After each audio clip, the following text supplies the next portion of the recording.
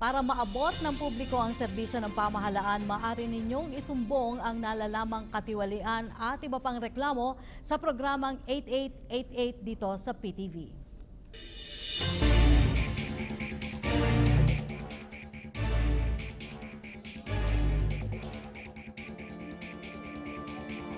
Mga kababayan, eto na uli ang linya ng pagbabago na magbibigay daan sa suliraning idinudulog ninyo sa 8888 hotline at sa Presidential Action Center. Sa araw na ito, ipapakita namin sa inyo ang ilan sa mga problemang inilapit sa pamahalaan at hinanapan ng solusyon. Itong matutunghayan nyo ngayon ay tungkol sa magkapatid mula sa Pasay City na humingi ng tulong sa Presidential Action Center para sa puhunan ng kanilang maliit na negosyo at pag-aaral ng kanilang anak. Alauna pa lang ng madaling araw, gising na si Charming Hepoleo para ihanda ang ulam na pang-almusal na kanyang ititinda.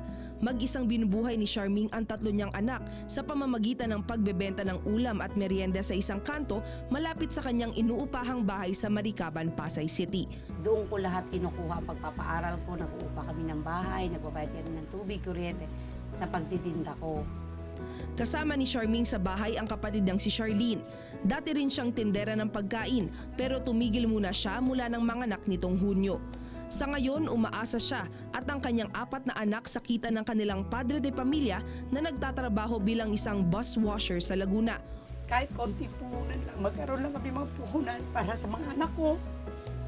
Asawa ko kasi, magkano lang naman ang kinikita niya sa paghuhugas sa Laguna. Aminado ang magkapatid na hindi sapat ang kinikita ng kanilang pamilya para sa pantustos nila araw-araw. Kasama rin kasi ni Charming at Charlene sa bahay ang kanilang nanay at iba pang mga kapatid.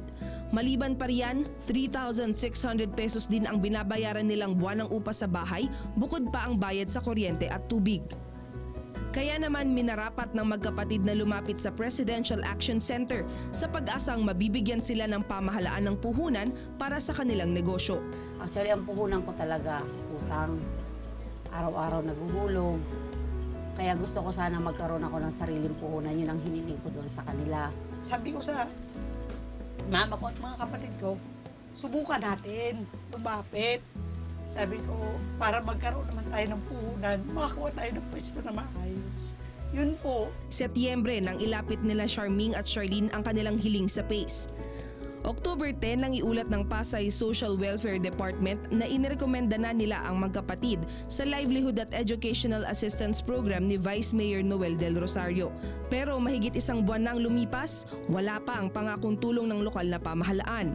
Naghihintay rin kami kahit sabi, November magkakaroon daw ng ng livelihood para sa mga solo parents. Hanggang ngayon, hindi pa naman kami na-i-inform, hindi pa ako na-i-inform. Sabi, iti-text daw. Hanggang ngayon, wala din naman text.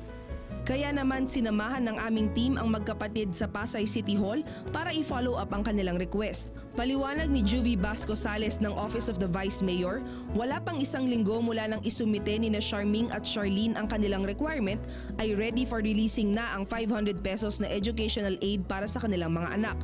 Pero hirap umano siyang makontak ang magkapatid para sabihang pwede na nilang kunin ang pera sa releasing department ng City Hall. Dumating sila dito October din po marirelease sila. Kung nag-cut-on po ang araw na punta nila dito Wednesday, may cut-off po kasi kami. So kung Wednesday dumating sila, susunod na Friday po. Itong Friday na darating, marireleasean po sila. Sa mismong oras na iyon, naibigay na kina Charming at Charlene ang pera. Kahit na 1 beses na bigayan lang ang educational assistance na magagamit para sa baon at pamasahe ng kanilang mga anak, nangako naman ang tanggapan ni Vice Mayor na hahanapan nila ng iba pang educational assistance program ang mga anak ni na Charming at Charlene. O okay po yung grades ng anak niya or mailalapit po natin kay Mayor kasi si Mayor po ang may program. 1,000 po yun sa elementary at saka sa high school kung hindi pa ako nagkakamali sa public school. Pinuntahan din namin ang opisina ng Pasay Social Welfare Department para i-update ang hiling na livelihood assistance ng magkapatid. Paliwanag ng kanilang hepe na si Rosalinda Orobia, may iba't ibang livelihood programs ang City Social Welfare and Development para sa ating mga kababayan. Mayroon din umanong livelihood programs na may aalok ang ibang sektor ng lokal na pamahalaan. Ito po, meron po kami ngayon na Cash for Work. We can also include them doon sa 10 days Cash for Work program. Pero sa ngayon po, inaayos pa lang po namin yung mga documents. Kasi alam niyo naman po, pag pera ng gobyerno, kinakailangan, it has to, idaan sa tamang process. Inilapit na ng CSWD sina Charlene at Charming sa opisina ni Congresswoman Emmy Calixto Rubiano sa pag-asang tuluyan ng mabibigyan sila ng karagdagang puhunan para sa kanilang maliit na negosyo. Sa ngayon daw, puno na lahat ang livelihood nila. So bagay, maghihintay pa rin kami. Nagpapasalamat naman ang magkapatid dahil unti-unti nang natutugunan ang kanilang hiling na tulong pangkabuhayan para di naman daw sila nakadepende lang sa pamahalaan. Kay President Duterte, maraming salamat po sa pagtulong sa naging problema namin na ma-actionan yung hinihingi naming financial assistance at puhunan para sa amin. Maraming salamat po. Maraming salamat sa tanggapan ni Vice Mayor Noel Del Rosario at sa Pasay Social Welfare Department sa inyong mabilis na aksyon para tuldukan ang suliranin ng magkapatid na Hepoleo. At sa inyo, Charlene at Charming, salamat din sa pagtitiwala ninyo sa pamahalaan. Saludo kami sa inyong pagpupursige na may taguyod ang inyong pamilya na hindi nakaasa lang sa gobyerno. Inspirasyon talaga sa ating mga kababayan ang malaman nilang kumikilos ang gobyerno sa problemang inilalapit dito. Isa pang natulungan sa kanyang problema ay si Paul Antonio Salvacion na lumapit sa PACE noong September 27, 2016 para ma-release ng SSS ang death benefits ng kanyang yumaong asawa. Ang benepisaryo nito ay ang kanilang anak na si Mary Jane na isang menor na edad pa. Pero naproseso ito ni Ginoong Salvacion dahil ang gagamit din naman ay si Mary Jane na kailangan operahan. Ginawa namin din ng paraan kung paano mapapadali yung proseso. Tinulungan namin kasi ang sitwasyon niya, yung kanyang anak na tagapagmana na yun ay nasa ospital at kailangan ng pera para doon sa operation. Ang problema nga natin, syempre malaking halaga ang operation. Kaya pinasilitate din namin yung processing. At natutuwa din kami ibalita sa lahat na nitong nakaraang Oktubre, na-release na yung kanyang pension. Nakuha na.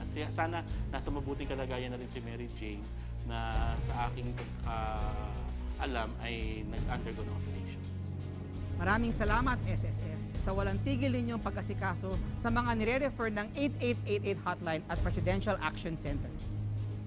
Bukod dyan sa problema ni Ginoong Salvacion, may mga kaso ring inaksyonan ang PACE mula sa probinsya.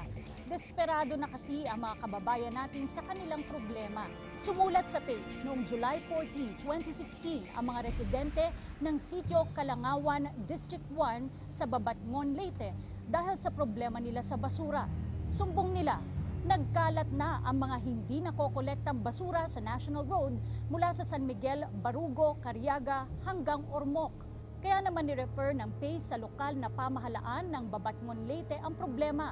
Agad namang tumugon si Mayor Maria Feg Galapon Rondina at nakipagtulungan sa Environmental Management Bureau ng Department of Environment and Natural Resources Region 8. Nagdaos ng technical conference ukol sa suliranin at naglabas ng resolusyong tumatapos sa problema sa basura. Pinagkocommit ang mga taga-Babatngon na mag-segregate ng kanilang basura at magkaroon ng materials recovery facility sa bawat barangay. Sa parte naman ng munisipyo, pinagkocommit din silang kolektahin ang mga basura at dalhin sa kanilang dump site habang hinihintay pang maging operational ang kanilang sanitary landfill sa District 1. Kaya malaking ginhawa ito para sa mga taga-Babatngon.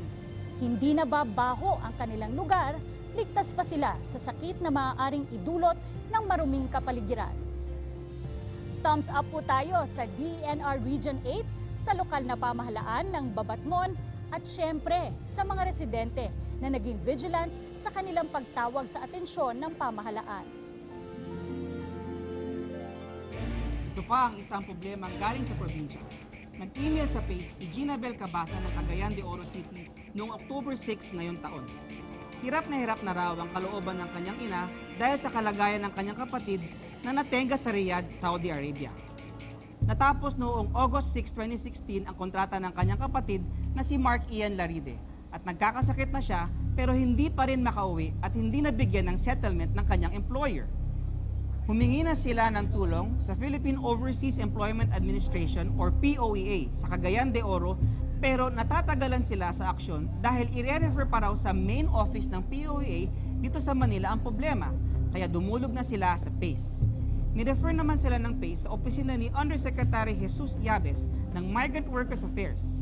Makalipas ang 3 linggo, nakauwi na si Mark Ian noong October 26, kaya muling nag-email si Ginabel noong November 7 para magpasalamat. Parang nabunutan daw ng tinik sa dibdib ang kanilang pamilya dahil kapiling na nila ngayon si Mark Ian. Maraming salamat sa OMWA o Office of the Undersecretary for Migrant Workers Affairs sa pagtugon nyo sa problema ni Ginaline Cabasan. Huwag kayong papagod tumulong sa ating mga kababayang nangangailangan ng tulong sa ibang bansa dahil wala naman silang kakampi doon kundi kayo lang. At Ginabel, salamat din sa pagtitiwala mo sa ating pamahalaan.